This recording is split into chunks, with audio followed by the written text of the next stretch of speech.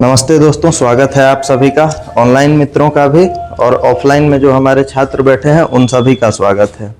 आज मेरे पीछे आप लोग देख रहे होंगे हमारे स्टूडेंट हैं सृष्टि। इन्होंने एसएससी जीडी की परीक्षा में बीएसएफ में ज्वाइन किया, मतलब अभी ज्वाइन क्या ही किया है, अभी ज्वाइन करेंगी ये बीएसएफ में।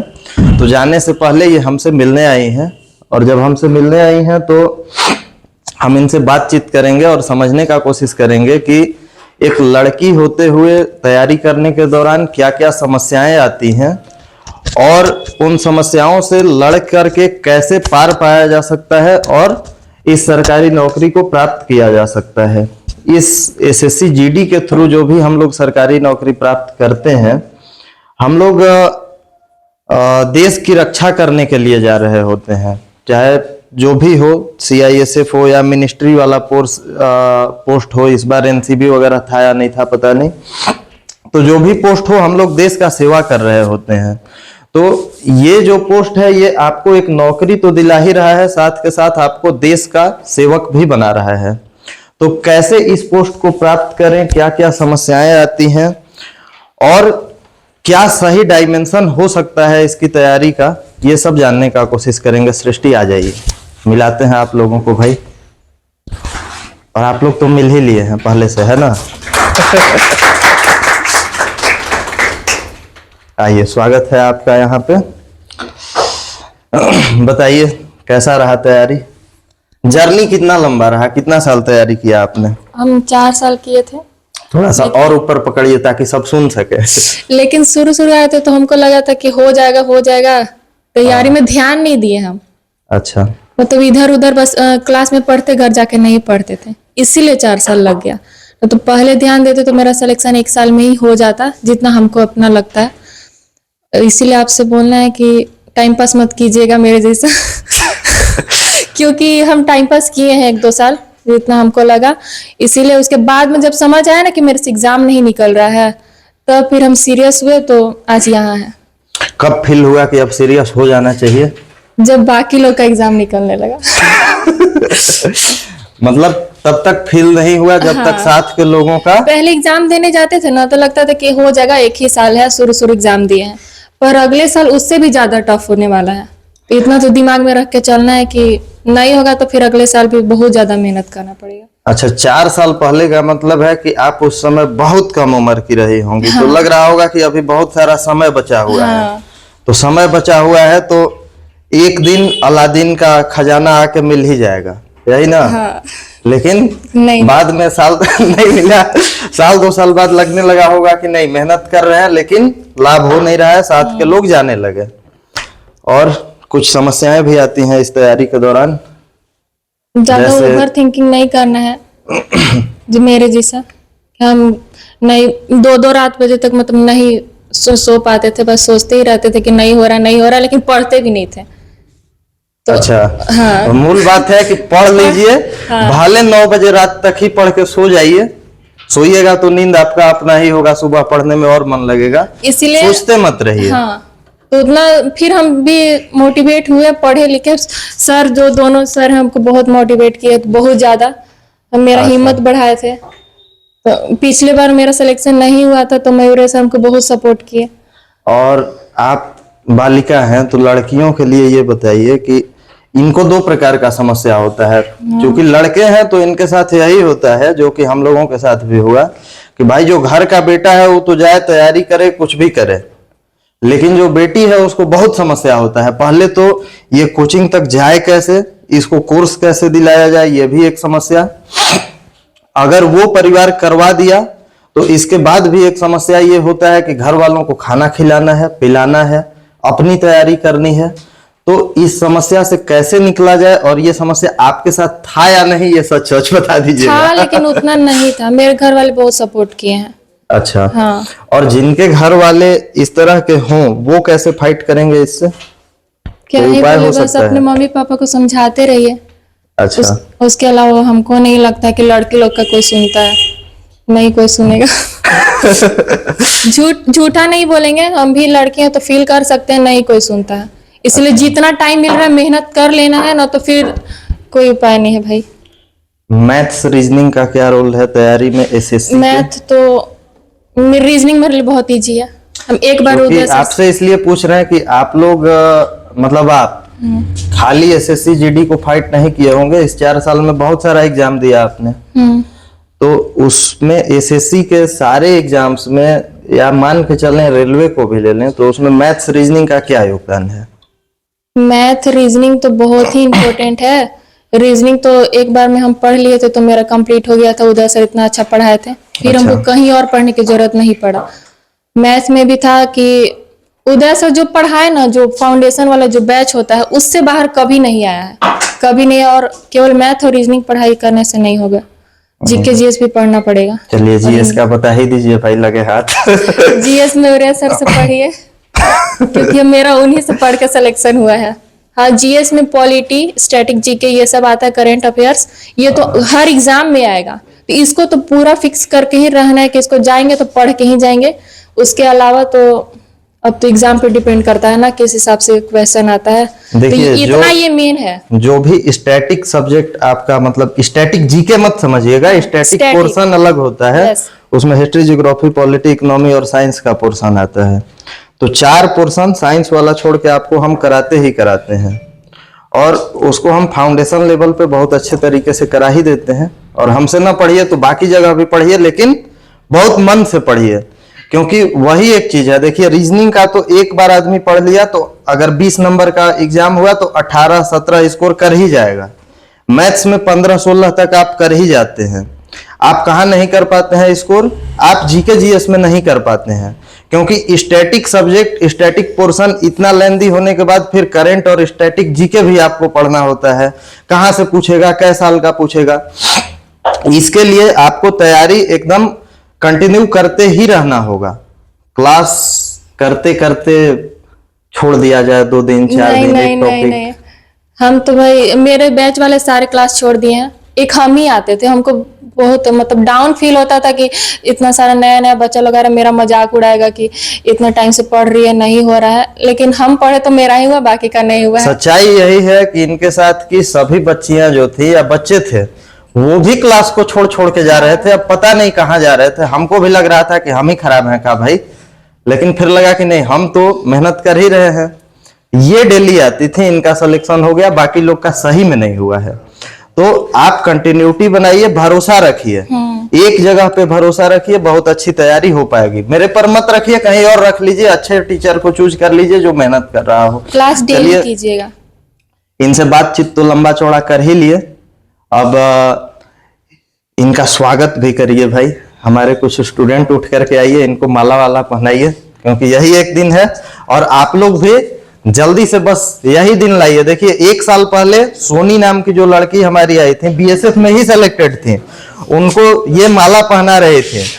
और हम आपसे सच्चाई बता रहे हैं, इनको थोड़ा सा मतलब चेहरे पे उदासी दिख रहा था, क्योंकि कोई अगर 3 साल दे चुका है, उस समय 3 साल ये दे चुके थे, इसके बाद भी सिलेक्शन ना हो तो आदमी उदास होता ही है।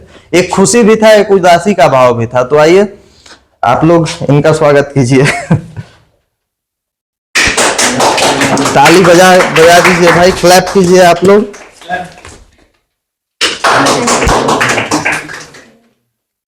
थोड़ा सा आप चलिए, अब हम उदय सर को भी बुलाएंगे। बुके वगैरह लेकर के आ चुके हैं उदय सर, तो इनको दे दें भाई।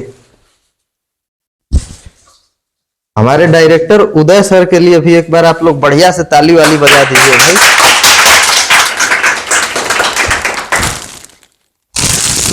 थोड़ा सा आगे आप लोग। हाँ अच्छा, हाँ थोड़ा सा कैमरा का ये सही कर दीजिए भाई। तो ये जल्दी से आप लोग भी प्राप्त कर लीजिए यहाँ आके। हाँ, और ये तभी मिलेगा जब ज्वाइनिंग लेटर लेके आइएगा हाथ में, पहले नहीं मिलता है। चलिए, इनका मुंह मीठा करवाया जाए सर, इसके बाद बातचीत तो होते रहेगा। है अच्छा, और गिफ्ट भी है। चलिए, गिफ्ट का नहीं पता था। देखिए ये शानदार सा गुलदस्ता है, बढ़िया बढ़िया फूल लगा हुआ है इसमें, लेकिन ये इनका है, मेरा नहीं है ना।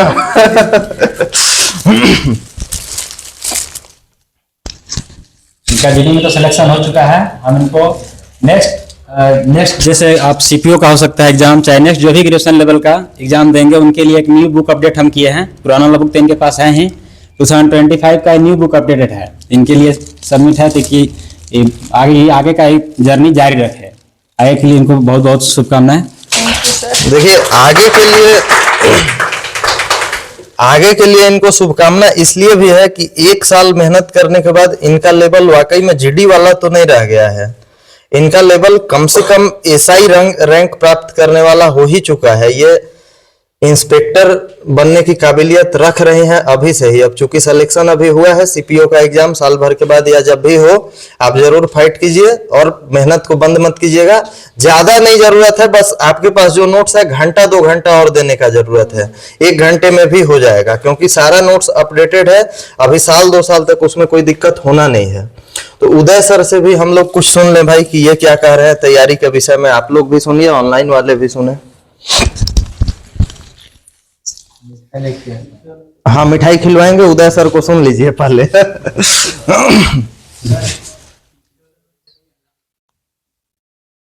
ठीक है। देखिए, जिस तरह से आप लोग को पता है कि जो कॉम्पिटिटिव एग्जाम की तैयारी कर रहे हैं उन लोग को पता होगा कि वैकेंसी जो है वो फॉर्म जो है वैकेंसी अगर 1 लाख अगर निकलता है या फिर 10,000 निकलता है तो उसके लिए फॉर्म जो है करोड़ों में जाता है। अगर उस हिसाब से अगर सिलेक्शन रेट देखा जाए तो 1% भी नहीं है। अगर आप सोचते होंगे कि इतना टफ कंपटीशन है, ठीक है, तो बहुत सारा मन में फील आता है। तो जो सृष्टि बोले कि हमको 4 साल लग गया, तो कुछ न कुछ गलती इनका भी रहा होगा। जैसे ही बताए भी कि हम शुरू में स्टार्टिंग में उतना ध्यान नहीं दिए, उतना क्या बोलते हैं रेगुलरिटी नहीं रखे, नहीं तो इतना समय नहीं लगता। तो 100% सही बात है। और ये हम हर बार बैच में बोलते हैं कि अगर आप अभी समझ गए मेरा बात तो ठीक है, वरना 1 साल बात पे एक्सेप्ट ही करना होगा कि हम जो कह रहे हैं वो करना ही होगा। दैट इज मतलब कि आप पहले सिलेबस कंप्लीट कीजिए, और पूरा सिलेबस है कि आए महीना में 2 दिन और फिर मन हुआ तो 10 दिन के बाद आए। वैसे करने से न तो आपको सिलेबस कंप्लीट होगा और नहीं आप एग्जाम फाइट कर पाएंगे। तो आप पहला बात कि आप कहीं से ही पढ़िए तो फाउंडेशन कोर्स एक बार जरूर कंप्लीट कीजिए। जैसे अगर टारगेट बैच आता है तो टारगेट बैच उनके लिए बेनिफिशियल होता है जो एक बार कोर्स कर लिए होते हैं। अगर कोर्स नहीं किया है तो टारगेट बैच आपको सिर्फ लगेगा कि सब कुछ बढ़िया पढ़ाया हुआ है, लेकिन आपसे उतना क्वेश्चन अटेम्प्ट नहीं हो पाएगा एग्जाम में। क्यों? क्योंकि फाउंडेशन में जिस तरह से पढ़ाया जाता है, टारगेट में सिर्फ और सिर्फ पॉइंट क्या रहता है कि उसमें कोर्स कंप्लीट करने का भी उसे पढ़ाया जाता है, ताकि उसमें जल्दी से जल्दी कम समय में कवर किया सकता है। लेकिन फाउंडेशन बैच में क्या है कि अगर आप किसी भी स्कूल से पढ़े हैं, चाहे आप प्राइवेट स्कूल से पढ़े हैं या फिर सरकारी स्कूल से पढ़े हैं, वहां आपको एक लेवल ऐसा तैयार करके मिलेगा जो आपको बैच में, अगर आप देखिएगा मेरा मटेरियल के बारे में बात किया तो जीडी से लेकर के जो 10th लेवल का एग्जाम होता है मैट्रिक का, वहां से लेकर के सीजीएल मेंस तक का क्वेश्चन होगा। तो अब अगर आप जो लोग जीडी का तैयारी कर रहे हैं, अगर उस सीजीएल मेंस का अभी से अगर क्वेश्चन कर रहे हैं, पे का क्वेश्चन कर रहे हैं, तो हमको नहीं लगता है कि जीडी का क्वेश्चन उनसे नहीं बन पाएगा। आई क्वेश्चन इस सब बात के लिए आपको सृष्टि खुद बताया कि मेरा स्टडी मटेरियल का क्या रोल है। और सृष्टि का सिलेक्शन पिछले बार भी कुछ मार्क्स के लिए रुक गया था। इनका सिलेक्शन पिछले बार भी इनके साथ साथ सोनी लोग का हुआ था, सोनी का और एक और लड़का थे सुदीप थे। इनका नंबर उन लोग से ज्यादा था, लेकिन बस वही कैटेगरी का दोष रहा कि उन लोग का कम मार्क्स होते हैं, उन लोग का सिलेक्शन हो गया, इनका नहीं हो पाया था। क्योंकि इन जनरल से आते हैं तो जनरल से थोड़ा सा कट ऑफ आ जाता है थोड़ा ज्यादा। और बाकी आप सृष्टि से सुन ही लिए कि आपको जो भी क्या बोलते हैं बैच के रिगार्डिंग होता है, बैच के रिगार्डिंग बताए थे। मेरा ऑफलाइन क्लास मान के चलते हैं कि 7 से 8 महीने के लिए अगर बैच ड्यूरेशन दिया जाता है तो आप छुट्टी रहता है, तो मान के चलिए कि आपको 1 साल देना है। 1 साल के बाद आपको टेस्ट पे जरूर शिफ्ट कर जाना है, क्योंकि आप कितना भी हम पढ़ लीजिए चाहे कहीं भी कर लीजिए, फाइनली आपको एग्जाम में टेस्ट ही देना है। तो अगर वो आदत अभी से ही बन जाए तो आपको एग्जाम में नहीं लगेगा कि हम कुछ नया कर रहे हैं, वहां तो लगेगा कि हम तो ऐसा काम डेली कर रहे थे, तो वहां आपको टाइम बच जाएगा और टाइम का कोई इशू नहीं होगा। चलिए बाकी मयूर सर से सुनिए। और इसके साथ ही आपको देखिए रिवीजन भी करना ही चाहिए। आप अगर एक क्लास करके गए तो 24 घंटे के अंदर उसका एक रिवीजन जरूर कर लीजिए, फिर हफ्ता भर के बाद एक रिवीजन कीजिए। आप ऐसा कुछ सोच के रखी थी कि क्लास करके गए तो उसका रिवीजन किए नहीं किए? हाँ, रिवीजन तो हम करते थे, कुछ डाउट होता एक आध बार की नहीं, डेली हम 4 घंटा अपना टाइमिंग बना के ही रखे थे। स्टैटिक जीके पढ़ना ही रहता था। करंट अफेयर्स के लिए भी एक बुक आता है, उसको पढ़ते रहिए। मैथ और रीजनिंग हम अपना नहीं किया, क्योंकि रीजनिंग मेरा बहुत स्ट्रांग है। मैथ हम डेली ही पढ़ते थे और जीके जीएस जो सर पढ़ाते थे, मयूरेश सर। और टेस्ट भी देना है, ये नहीं कि मतलब टेस्ट में कम नंबर आए तो डीमोटिवेट हो जाए। उस तो मेरा भी आता था पहले, लेकिन हम टेस्ट देते थे जितना भी नंबर आए, क्योंकि उससे ना आदत हो जाती, एग्जाम में डर नहीं लगता। और टाइमिंग भी अपना बना सकते हैं कि हाँ इतना इतना देर इस सब्जेक्ट में टाइमिंग देना है हमको। पहले साल 1.5 साल पहले का बात है, ये लोग सवेरे 6-7 बजे से शायद आके और दोपहर के 12 बजे तक, मतलब अब गर्मी का सीजन शुरू हो रहा है तो हम खुद देखे हैं, और हम भी पढ़ाई खूब करते हैं अपने, अभी भी करते हैं, खाली आप लोग को नहीं बोलते हैं, और पहले भी करते थे। लेकिन हम भी इतना मेहनत कभी नहीं कर सकते थे कि सवेरे 6-7 बजे से आके 12 बजे तक उल्लू बह रहा है और हम पढ़ते रहें। भूख बहुत ज्यादा लगता है बीच में, समझ गया। लेकिन ये लोग करते थे। इसके बाद 8-10 लोग ये लोग होते थे, और उसमें अगर नंबर वंबर कम आया तो ये लोग उदास भी होते थे। लेकिन अब उदास होने से आपका सिलेक्शन तो होगा नहीं, आपको धीरे धीरे कंटिन्यूटी लाना ही होगा, और इसके बाद ही सिलेक्शन होगा। देखिए कल हम लोग सभी कंपटीशन में थे, समझ गए, लेकिन अभी ये एक शेरनी के रूप में यहाँ पे सामने आकर के खड़ी हो गई है, ये एक बड़ी बात है। तो यहाँ तक आने के लिए और देश का सेवा करने के लिए आपके अंदर कुछ ना कुछ करेज तो होना ही चाहिए भाई। चलिए अब ज्यादा समय ना लिया जाए, क्योंकि इनसे ज्यादा ही तो नाश्ता करके आए हैं, आप लोग को भूख लगा हुआ है, आप लोग के लिए भी व्यवस्था किया हुआ है, इनका मुंह मीठा करवाइए। मिठाई खाना पसंद है? नहीं नहीं। कोई बात नहीं, इनको छोटा सा टुकड़ा मिठाई का देते हैं, बाकी इनका हिस्सा भी हम ही खा जाएंगे। लीजिए मिठाई खाइए, खा जाइए, पूरा पूरा खा जाइए एक बार में। ये वो मिठाई आप भी खा लीजिए सर।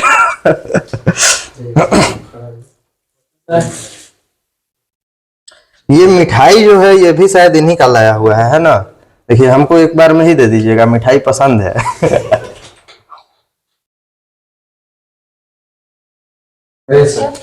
तो ऐसा ऐसा काम आप लोग भी करते रहिए, काहे कि मिठाई पसंद है।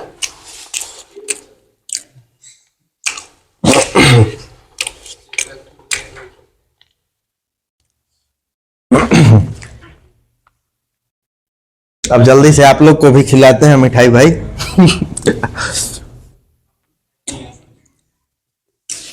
आप लोग पढ़ रहे हैं, यही आप लोगों का सबसे बड़ा मोटिवेशन है। अगला बार कोशिश करना है कि अगले साल आप लोग भी आ जाए। डॉक्टर अंबेडकर बोले थे ना कि शिक्षा वह शेरनी का दूध है जो जितना पिएगा उतना दहाड़ेगा। तो शिक्षा का दूध सभी लोग पी रहे हैं, समझ गए। इन्होंने भी पिया, अब इन्होंने ज्यादा बेहतर ढंग से पिया, इसलिए ये शेरनी बन के यहाँ दहाड़ रहे हैं। वही करना आप लोग को भी है। शिक्षा आप लोग ले रहे हैं, यही आप लोग का सबसे बड़ा मोटिवेशन है, और वही आप लोगों को सिर्फ मोटिवेशन ही नहीं, सक्सेस भी एक ना एक दिन जरूर दिलाएगा। क्योंकि हम लोग भी इसीलिए खड़े हैं और आप लोग भी यहाँ इसीलिए बैठे हुए हैं। किसी व्यक्ति को अगर कुछ पूछना हो, किसी से भी, हम लोग से भी तो पूछ सकते हैं, इनसे भी कुछ पूछना हो तो पूछ सकते हैं। कोई व्यक्ति पूछना चाहते हैं, पूछिए कि तैयारी के बारे में पूछ सकते हैं, पूछ लीजिए। इसके बाद तुरंत ही मिठाई दिया ही जा रहा है। पूछना आप लोग कोई कुछ भी तैयारी कर रहे हैं। हमारे बच्चों को आमतौर पे डाउट होता नहीं है भाई। हाँ पूछिए पूछिए। सृष्टि आप तैयारी कैसे की? नहीं वहीं से ठीक है ना। तैयारी कैसे की है इसके लिए तो ये बता ही दी है, पहले से बता दी है, आप शायद ध्यान नहीं दे रही थी। इन्होंने कहा कि भाई टेस्ट सीरीज का महत्वपूर्ण योगदान है, आपको रिवीजन करना है और क्लास नोट्स पे फोकस होना है, एक टीचर पे भरोसा करना है जो कि मेहनती हो। हाँ देखो, अलग अलग टीचर के पास नहीं कि ये टीचर ला रहे तो इनका भी वीडियो देख लेते हैं, इनका भी देख लेते हैं, उससे डिस्ट्रैक्ट हो जाता है माइंड। और टेस्ट दे रही हो तो पता चलेगा ना कि कौन सा टॉपिक मेरा वीक है, तो उस पर फोकस करना है ज्यादा।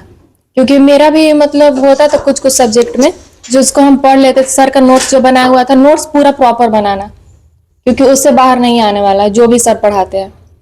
हम भी वही किए हैं। हाँ भाई, हमारे नोट्स से बाहर या उदय सर के नोट्स से बाहर नहीं आया, आता नहीं है। आमतौर पे 2-3 साल से हम यही देख रहे हैं। और कोई भी एग्जाम हो, CGL वगैरह बीच में हुआ था तो उसमें भी क्वेश्चन एज इट इज छपा था।